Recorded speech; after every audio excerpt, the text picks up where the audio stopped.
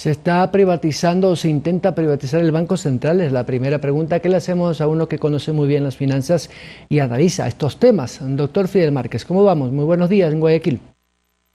Buenos días, Byron. Un placer, como siempre, poder compartir contigo los criterios y las ideas tan...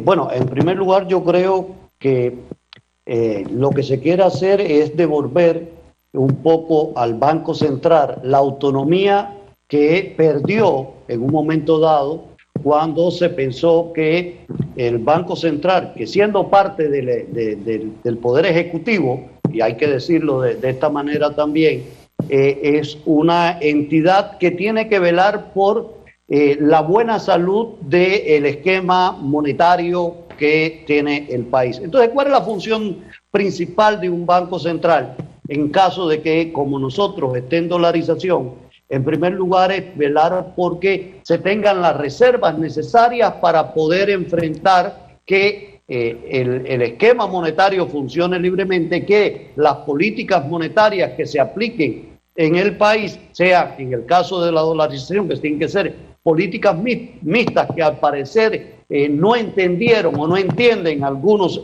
especialistas de cómo debe funcionar un esquema de dolarización, y donde se tienen que tener determinadas reservas que evidentemente, si usted considera que no debe tener la autonomía requerida, esa entidad va a comportarse como una caja chica del gobierno de turno. Y eso es lo que se trata de evitar, a mi modo de ver, fundamentalmente en esta ley de protección de la dolarización y fortalecimiento y retorno a la autonomía del Banco Central. De lo que dice el candidato Arauz, él se va a oponer radicalmente, dice, de ser elegido, por supuesto, que desmontará eso. Dicen los expertos y algunos análisis políticos que la oferta del señor Arauz de entregar $1.000 a quienes se hayan inscrito en este bono, en este ofrecimiento de campaña, iba a ser financiado a través de la liquidez del Banco Central. No sé si eso se puede. De las reservas que se tienen en el Banco Central, y entonces le quitaría liquidez al Banco Central y por tanto le estaría restando respaldo al proceso, al esquema dolarizador que tenemos en el país. Entonces es una visión de la función que debe tener el Banco Central. Aquí se están enfrentando dos visiones distintas de cómo concebir el esquema de dolarización y para qué debe servir el Banco Central en dolarización. Efectivamente, esto es un tema bastante técnico, pero claro, puede caer en el ámbito político de la demagogia.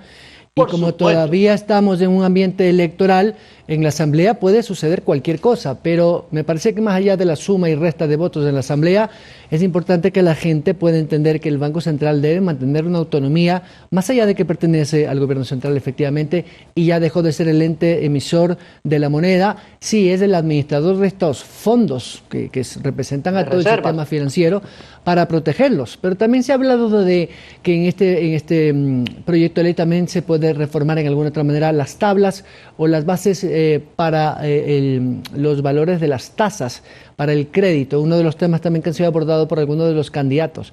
¿Podría también tener este aspecto regulatorio de las tasas de interés, por ejemplo? Claro, de acuerdo a lo que se está planteando, pudiera tener, pero si se hace técnicamente este proceso y además se deja en función de acuerdo al comportamiento de los mercados, porque ¿por qué no bajan las tasas de interés en el país? En primer lugar, porque no somos un país atractivo para que venga capital fresco del exterior. Entonces yo creo que de aquí la importancia de tener políticas mixtas que nos permitan a nosotros atraer capital fresco que pueda venir al sistema financiero nacional y por esta vía aumentar un poco la competencia, y sería de crear las condiciones para que bajen las tasas de interés con mecanismos de mercado. Y esa sí es función que puede darse a través de la Junta Monetaria. Claro, evidentemente esto va a ser una reforma que va a generar alguna expectativa, sobre todo para el sector financiero, en este caso para la banca privada. De estos finalistas que tenemos ya prácticamente definidos, habrá que ver qué pasa con el señor Lasso o el señor Pérez, pero son dos propuestas, digamos, económicamente opuestas. El señor Yacu Pérez, por ejemplo, dice que la minería o los recursos naturales deben quedarse bajo tierra. El señor Lasso tiene una propuesta mucho más de libre mercado. Incluso se habla también de generar otras medidas como para ampliar la capacidad de Ecuador de exportar, etcétera, etcétera. Versus la del señor Arauz, que todos ya sabemos cuál es la línea o el lineamiento dentro de políticas económicas. Una de esas ha dicho la repatriación de capitales de 30.000 millones de dólares que dice él que hay ecuatorianos que la tienen afuera. Realmente no sé dónde saca esa cifra o la información. Y también la generación de un impuesto al patrimonio. Con esas tres propuestas de estos candidatos, que cualquiera de los tres podría ser gobierno, los indicadores económicos podrían prender la luz amarilla, por no decir roja. Sí, por supuesto, y pudiera y lo vamos a ver reflejado inmediatamente de acuerdo a las tendencias. Ahorita acuérdate, Byron, que estamos en un compás de espera. Y esto se refleja inmediatamente y automáticamente en el riesgo país que podamos estar teniendo, que es la percepción que nos tienen a nivel internacional. Hay que ver el comportamiento, cómo se dan las cuestiones de Arao. Ya sabemos la propuesta que tiene, la tendencia, porque de una u otra manera es la continuidad de la política económica del gobierno de Rafael Correa, que el mercado internacional ya lo tiene bien tasado, sabe lo que hay. En el caso de Lasso estaría más por el lado de que esa propuesta de libre mercado a partir de las teorías económicas de más liberalización del mercado, sabemos que está muy alineado con un poco la de atraer y liberalizar trabas y cuestiones para el mercado laboral, para el mercado de atracción de capitales, que pudiera darnos esto un poco la visión de que pudiera ser atractivo, pero también hay que esperar, y va a esperar porque el mercado funciona de esa manera, va a esperar a ver qué pasa si logra poner todas las medidas, las transformaciones que se dan. Recordemos que el caso de Argentina, cómo se dieron las situaciones, en un gobierno que postulaba cuestiones muy parecidas a las que postula Lasso, con una serie de condiciones diferentes, por supuesto, Argentina y Ecuador, y los resultados que se tuvo en Argentina. Por tanto, está en los mercados internacionales, hay un compás de espera a ver qué pasa en el país. Y en el caso de Yacu Pérez hay algo interesante. Yacu Pérez viene con la cosmovisión indígena de la defensa del medio ambiente, de la tierra, que esto enganza muy bien con postulados que a nivel internacional hoy en día son importantes. Y tenemos que el propio gobierno de Estados Unidos tiene una postura relacionada con la protección ambiental fuerte en las características del gobierno de Biden, pero yo quiero más ver a lo interno, ¿no?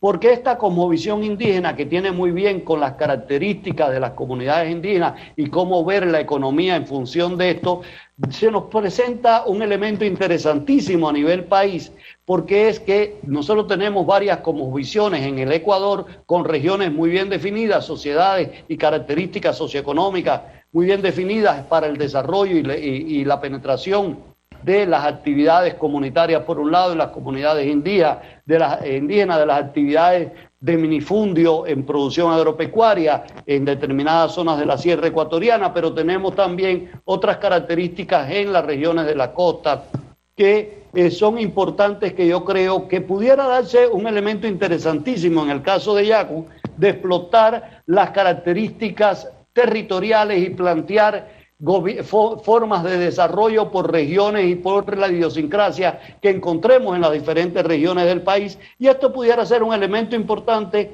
y bien interesante para proponer un modelo descentralizado de gestión de acuerdo a las características y la idiosincrasia de cada región ecuatoriana.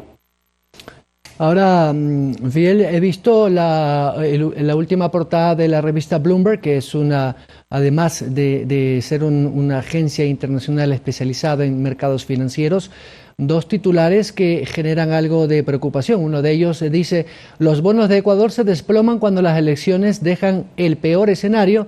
Y otro que dice: los problemas del Fondo Monetario Internacional en América Latina crecerán después de la votación de Ecuador. Bloomberg es un referente para los mercados internacionales.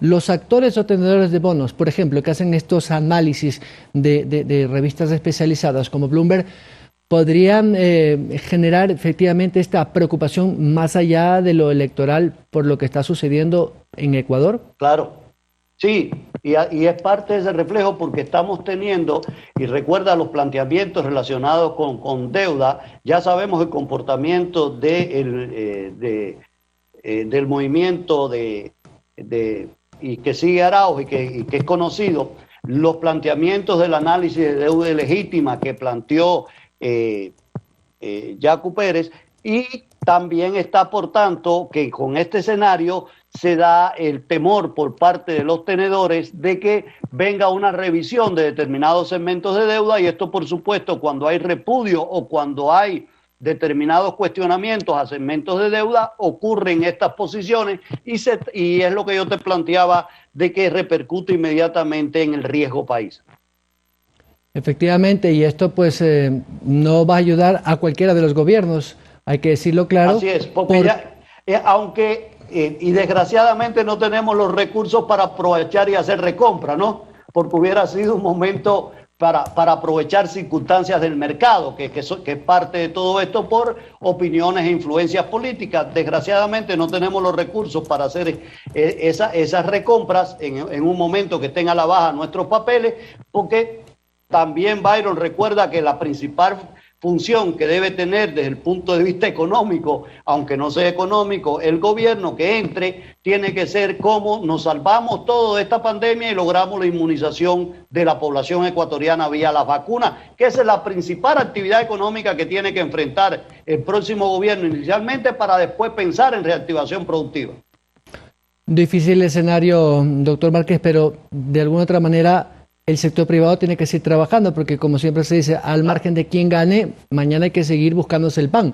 Las industrias tienen que seguir generando bienes y servicios y el mercado tiene que, digamos, hacer eso, el consumo de bienes y servicios. Supuesto. Sin embargo, de alguna otra manera, esta incertidumbre para el sector productivo, que es el que va a estar, digamos, más en la mira, porque de los dos candidatos de la izquierda, si se quiere, del populismo, han sido muy claros en decir que van a buscar la manera de financiar estos recursos, sea para vacunación o para la reactivación económica de los grandes. Los grandes es, evidentemente, el sector productivo que genera recursos y mano de obra.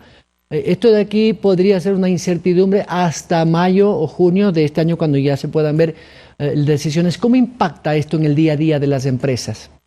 No, en el compás de espera, lo que llamamos algunos que la ley del compás de espera, ¿no? Que es que las empresas no invierten, no van por la reactivación, esperan. Por eso es que yo soy del criterio, Byron, que debería plantearse inmediatamente dentro de la alianza público-privada, buscar mecanismos de cómo atraemos a partir de la alianza y de la empresa privada con el sector público, y sobre todo en un proceso de descentralización de toma de decisiones, llevar a nivel de municipios fuertes, de gobiernos territoriales, resolver el problema de la vacuna en alianza con entidades privadas, para que de esta manera podamos enfrentar y ir lo más rápido posible a esa reactivación económica y productiva que se necesita.